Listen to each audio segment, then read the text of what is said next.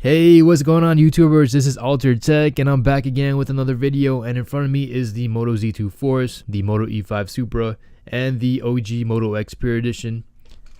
Now, if you guys were subscribed to my channel, you would have seen that I did post a live video where the Moto Z2 Force was on sale on Motorola.com for just $99. Now, hands down, this is probably the best smartphone deal of the year. It was totally unexpected. As soon as I woke up and saw that, I was like, you know what? Pretty much went live on YouTube and, pretty much promoted it. Well, is the Moto Z2 Force worth it in 2018? If you managed to pick one up, I gotta say you're a very lucky person. Even if you bought it for just $229, you still made out pretty good. This phone will get updated to Android Pie soon, so that's a plus. I mean, this phone is just a little bit over a year old. It's pretty much not too old and it's not that new, so it's in between. As for the Moto E5 Supra, this is a 2018 budget device. Now, if you're coming from this phone, should you have gone ahead and got the $99 Moto Z2 Force? I would say it's pretty much based on preference and on your needs. For $99, yeah, this is hands down the better phone. Pretty much because it has a faster processor, number one,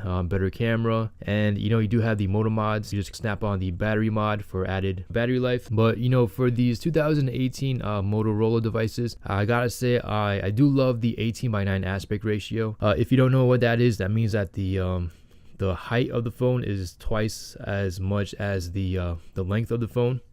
So it fits pretty good in the hand, and you do have that extra real estate. Meanwhile, it's more of a smaller rectangle. For the Moto Z3 on Verizon, you do have that 18:9 aspect ratio like on the Moto E5 Supra, but this phone you do have shatterproof. So if you're prone to dropping things, all you gotta do is just snap on a tempered glass screen protector. You're immune from scratches, number one, and number two, if you do drop into stuff, you do have that shatterproof display behind that tempered glass screen protector, so you're not going to get cracks and stuff. It's mandatory that I use cases on my phones, but the way how these Motorola phones are designed, they're designed to just be held in the hand without cases.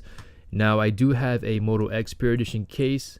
It's an Incipio case, but it just got a little bit too bulky. Okay, so as for the display, the Moto Z2 Force, you're getting the best display out of all three phones. Now, the Moto X Pure Edition, you do have a nice large Quad HD display as well. It's IPS. The Moto Z2 Force is a AMOLED display. If you put these two side by side, see if I can get this in focus real quick. So side by side, the Moto X Pure Edition, I believe it has a slightly bigger display, but the colors on both of them look really well. But the colors on the Moto Z2 Force, it does pop a lot more. The Moto X Pure Edition, it's still a great phone if it still works for you. As for me, the capacitive buttons on the bottom, I guess it was a manufacturer defect. I'm actually using Resurrection Remix, so I got this app where I can actually lift up these navigation bars, so I moved it up to where the screen actually does respond, so that worked out. Camera, I will be doing a camera test comparison between the Moto X Pure Edition and the Moto Z2 Force. Stay tuned and subscribe if you haven't. But let's talk about the good stuff. All the good stuff that you're getting with the Moto Z2 Force. There's been a ton of updates, especially on the camera side. Now there's actually a portrait mode. You have YouTube Live. I'm not sure if that was there. And one of my most favorite features of this phone is the true black and white. Now, this black and white camera does not get the respect that it deserves.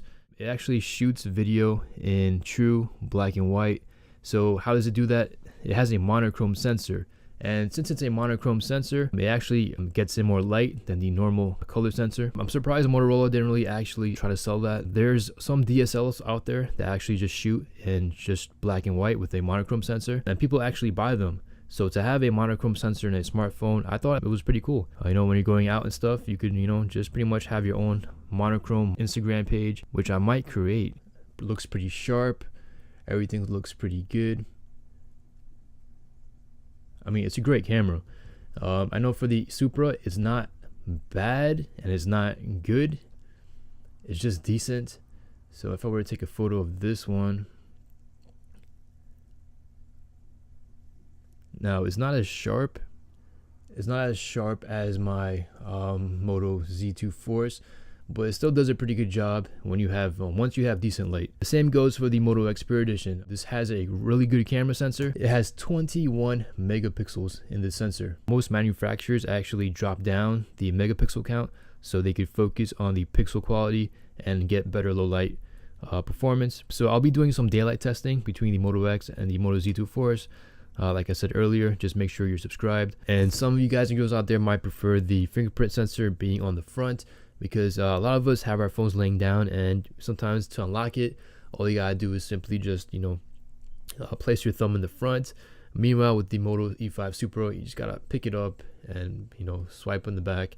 And just, the fingerprint reader on the Moto E5 Supra is hella quick. You guys just saw. It's very responsive. It's probably one of the most, because of the placement, because of the size and how it feels, this is hands down my most favorite fingerprint sensor on any smartphone, from the Galaxy S9 to the Pixel. From all my phones I've reviewed so far, that fingerprint sensor placement and the feel is hands down the best. All right, for the mods, I'm going to get into that in a second, but so we talked about the display. It's great. The sound quality, the sound is going to come from this earpiece over here. It's not that great, but I guess they actually made that because they wanted us to get the JBL speaker mods. So that's that. And what else do we have? So we have the dual flash. Most of these Motorola devices also have a dual flash. The design itself, does it feel premium? Heck yes. This is like hands down the most premium Motorola device I've ever used. All right, so before the November patch, I've had the September 1st update. Now, it's not too bad. A lot of smartphone manufacturers, they actually patch things out every 2 to 3 to 4 to 5 months. So, I don't mind having a software update every 2 months. That's pretty impressive for coming from Motorola. Now, for my Moto Xperia Edition, I remember there were times where I didn't get an update for like 6 to 8 months. It was insane. I kind of like reached the point where I actually hated using this phone. It felt like, Motorola actually just, gave up on this phone. And it felt like, this was a child, and Lenovo was a stepfather, and he just really hated this phone, and he just pretty much had all his attention on the Moto Z2 Force. So that's how it felt. But this still is a great phone. It's one of the last phones. What else should I talk about when it comes to this phone? The speed, the performance is pretty good. I have Facebook, I have Instagram, I have all these heavy apps installed. Playing games, it's fun. It does get warm a little bit. Well, most phones actually get warm. So performance is great, everything is great, and there's so much features to this phone. You do have the chop feature to activate your flashlight, and you do have the twist to activate your camera, which is really cool, which is very helpful because right here in New Jersey and in New York, it's really cold outside, and when you get your phone out, you don't want to have to fidget and find the power button and stuff, and all you gotta do is take it out, twist it, and you got your photo. This is hands down the fastest way to capture a photo. Some people have the double press or double tap for the power button, but based on my experience, no one actually does it faster than with the Motorola twist to activate the camera. I guess it's because the gyroscope is constantly just running, or I'm not exactly sure why, but this is hands down the fastest way. So what else should you know? Performance is great, the display is great, the form factor in your hand, it feels good in the hand. It's also one of the thinnest phones I've ever purchased. If you want to just compare that with the Moto Xperia Edition, the Moto Xperia Edition is also a bit heavier. The thing about the Moto Xperia Edition is that it does have thin sides, and it has this huge bump in the middle, so looks can be deceiving. It does feel like it's thin, pretty much because all the bulk is in the middle, and the way how our hands are shaped, it fits right in. As for the Moto E5 Supra, this is a bit thicker, but it's not that thick. It doesn't feel that thick. It's a bit heavier. But like I said, if you appreciate battery life and you're going for the Moto E5 Supra just for the battery life, keep in mind that the battery optimization on the Moto Z2 Force, it's very good.